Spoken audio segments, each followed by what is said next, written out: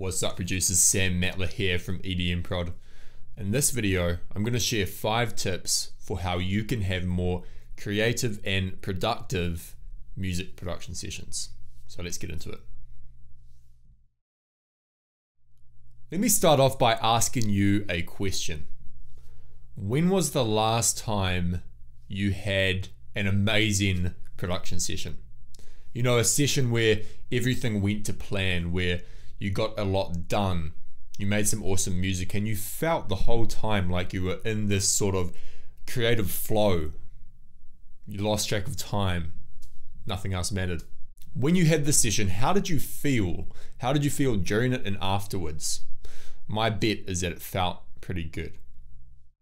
What if you could feel that on a regular basis? What if most of your music production sessions were creative and productive and in flow? Well, the bad news is that not all of them can be. We're only human beings. We're going to have off days. We're going to have days and production sessions that just kind of suck, and we need to work through them anyway.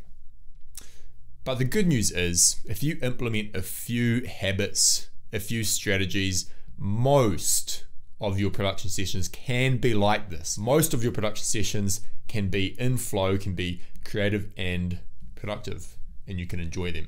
And that's what I'm going to be talking about in this video. 5 tips that you can implement to have more productive and creative sessions. So tip number one is to do deep work. If you haven't heard of the word or the phrase deep work before, it's a term coined by the author Cal Newport. Basically, he says that deep work is the ability to focus without distraction on a cognitively demanding task. Now, music production is just that. It's a cognitively demanding task. It's not something that's easy. It's not something that you can just do while you're doing something else, like watching YouTube or browsing Facebook. You need to give it your full attention. And unfortunately, most music producers don't do this. They have one screen with Ableton or FL Studio open, and the other screen they have Facebook or Messenger or whatever it may be, and their phone is on their desk buzzing next to them every 5 minutes. Well, that's no way to work, and if you do that, you're not going to have a creative or productive session. So that is tip number 1. Do deep work. Schedule out time to work on your music. I recommend at least 45 minutes. Any less than that, it's hard to get into flow. It's hard to get real work done. Schedule that time out, and once you're in that time, remove all distractions. Turn your phone off, turn the internet connection off, close everything on your computer apart from Ableton or your DAW, and just work. And make sure that you commit to it. If you told yourself that you're going to produce for 45 minutes, then do it. Force yourself to do it. You might not come up with anything. You might not be able to come up with ideas, but at least you're building that habit. You're putting that habit in place of working hard, of working without distraction.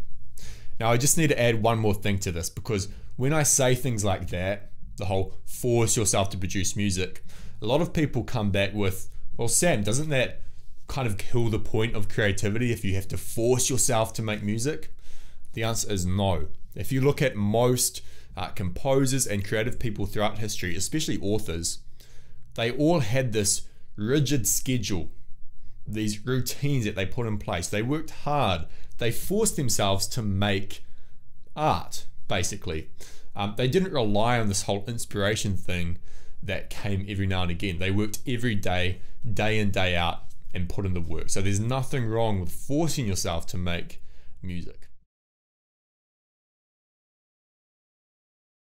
The second tip is to set a session objective. So what a lot of producers do is they will schedule out this time. They understand that they need to focus, but they'll spend the first 30 minutes of their session opening up different projects, thinking, oh, I might work on this one, but there's that other one I worked on the other day.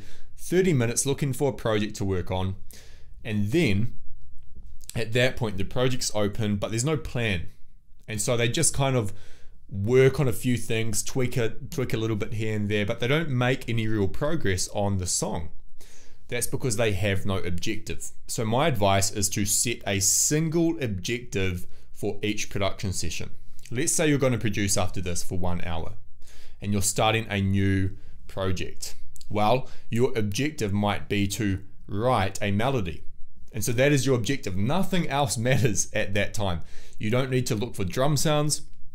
You don't need to arrange anything. You don't need to do any sound design. Your focus and your objective is to write a good melody. And this deliberate task of setting an objective helps you focus on what's important.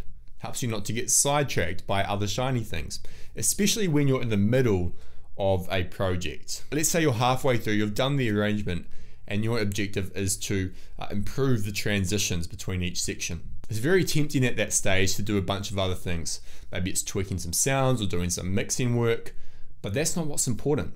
What's important is improving the transitions between your sections. So when you have this objective written down on a piece of paper and it's in front of you, that's what you need to focus on. Now, your session objective should be challenging enough that you can enter flow and exercise this deep work that we talked about earlier. So it should be challenging enough for that. But if it's too challenging, you're just going to feel overwhelmed. You're going to procrastinate. So there's a balance there, and it takes a bit of practice to find out where that balance is for you and for your skill level. And sometimes you won't achieve your session objective. Don't feel guilty about it. Just set it again for your next session and move on. Now, what if you're not sure what to set as your session objective? What if you're a bit stuck when it comes to that? One question that you can ask is, what is the one thing I could do to move this project forward? To move the needle on this project? Again, what is the one thing that I could do right now to move the needle forward on this project, to move it forward? This will help you focus on tasks that are actually going to make a difference in your project.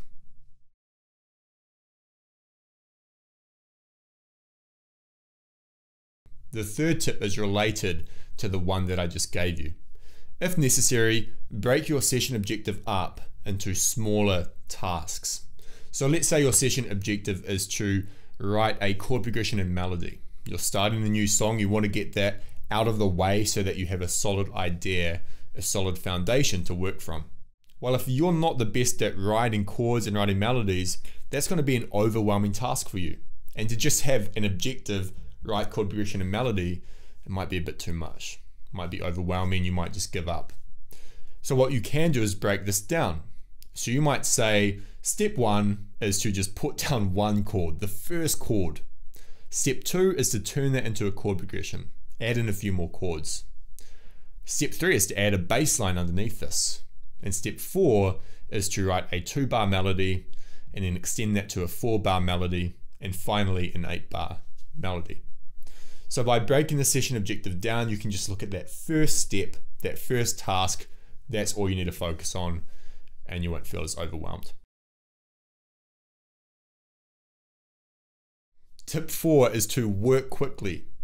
Work fast and don't be a perfectionist, because motion and momentum are key when it comes to creativity. You can be a perfectionist later on when your track is at 80-90% done, but early on it's just going to be an inhibition to your creative workflow. So what does working fast look like?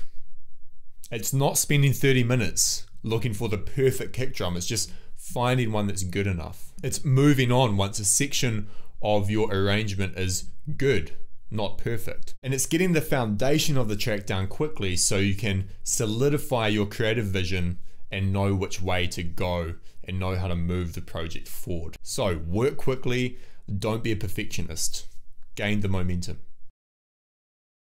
And finally, tip number 5 is to be consistent. If you're watching this video, I'm sure that you don't just want to have one creative and productive session. You want to have multiple. You want it to be a regular thing. And if you want that to happen, you need to practice this. It's going to take time. So put in the work, do this again and again. Know that you're going to fail. Know that you're going to have bad sessions like I talked about earlier, but be consistent, build up your creativity muscle. And I recommend doing this 2 to 3 times a week if you can. these deep work sessions where you have an objective, you focus really hard, and you work quickly. So, in conclusion, the 5 tips we had were: do deep work, remove distractions, focus really hard, do it for at least 45 minutes. The second one was to set a session objective so you don't get distracted by the smaller things that you need to do in your project. The third tip was to break that session objective down if need be. The fourth was to work quickly and not be a perfectionist. And finally, the fifth tip was to be consistent. So I hope this helped. If you have any questions, just leave a comment below. If you want to see more videos from myself and from the other guys at EDMProd, hit the subscribe button. That'd be awesome. Happy producing.